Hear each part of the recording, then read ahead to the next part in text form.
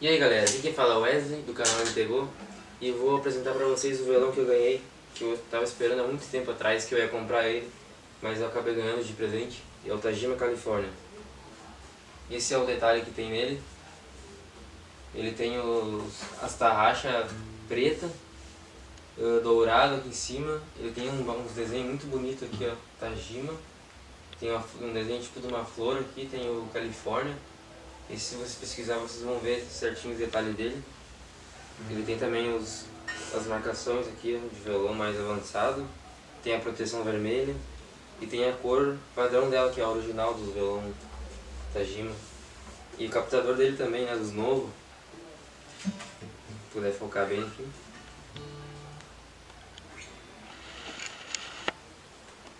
E eu vou testar agora ele pra vocês verem. Vou usar um captador numa mesa de som aqui para fazer um teste. E espero que gostem.